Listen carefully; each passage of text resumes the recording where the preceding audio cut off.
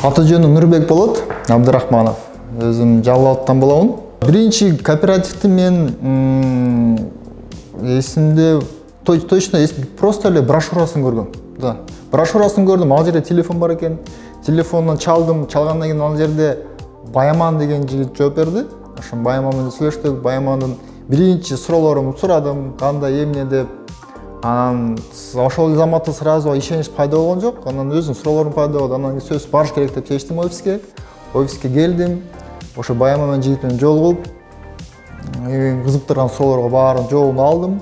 Алгандан кийин анан дагы суроолорум калды өзүмө, мындай айтканда. Анан барып бөлөк жактан издедим, карадым. Анан ушул сыяктуу кооперативдер бар экен бизде, ошолордун дагы маалымат алдым, салыштырдым.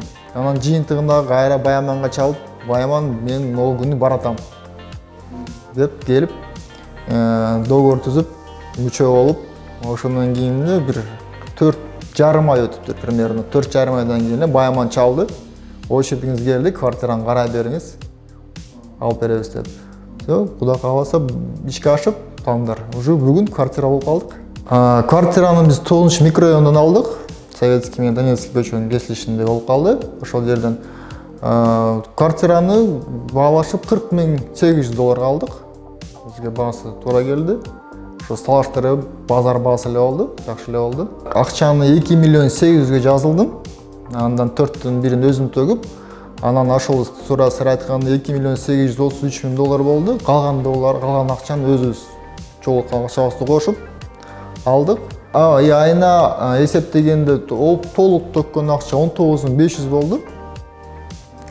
Onu мен өзүм кызыкчылык үчүн кредит менен салыштырып көрдүм. Ошол эле сумманы кредит катары алса, ал төлөм андан көп болмок экен. Кыйла эле көп болмок экен. Ошол жактан караганда кыйла эле бул жак неме экен, ыңгайлуу экен, шарттары жакшы экен.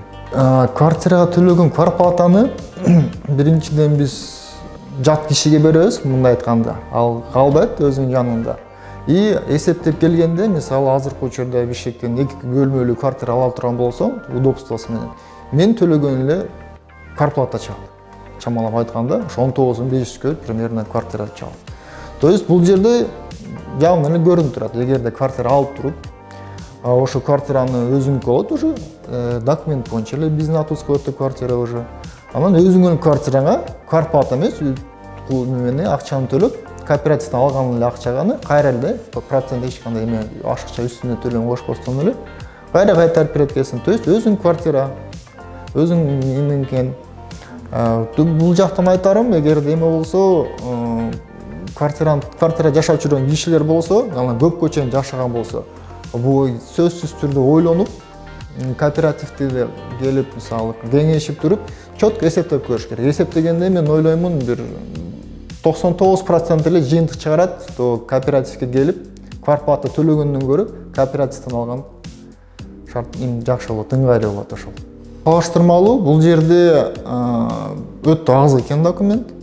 То есть мындан аз болушу уже кыйын. Себеп дегенде канча буквально 1-2 документ менен эле кредитный история керек болот экен. Буга чейин кредит алган болсоң, кандай алгансың, кандай төккөнсүң, кредитиң барбы жокпу? Ошол тууралуу маалымат. И болду, паспорт менен келдик. Башка эч кандай документ жок. То есть мен билишимче, кредит алып турган болсоң, ал жерде биринчиден ошо кредитный историяны сурайт, анан кредитиң барбы жокпу, аны тоже башкача карайт. То есть аны сурайт, бирок бул жакка караганда талабы күчтүүрөөк. Анан доходдор тууралуу жашаган жактан справкаларды мен билем. Көп документтер талап кылат. Кредит ала турган болсо. А бул жерде ошол банкка чогулткан документтин 5тен 1-ин, көп болсо 5тен 1-ин берет экенсиң. Ошол менен жумуш бүтөт экен. Кооперативдин ошол кандай бирден бир мындай тарткан себеби, жаккан себеби ошол алган квартираны кээ кооперативдер өзүнүн атына өткөрөт экен. Өзүнүн атына өткөрүп, квартиранын акчасын, үйдүн акчасын төлөп бүткөндөн кийин, анан кийин кайра квартиранын ээсинин атына өткөрүп берет экен. А бул жерде андай болгон жок, бул жерде сразу эле квартира өзүнүн атыбызда болду. Ошонун башка тилден өзгөчөлүк бөлүнмөсү. И квартира уже биздики. Анан квартираны алдык, квартира алгандан кийин кооперативге мындай айтканда алган акчаны эмесине катары, гарантиясы катары залогко коюп бердик. То есть заброк квартира биздин атыбызда.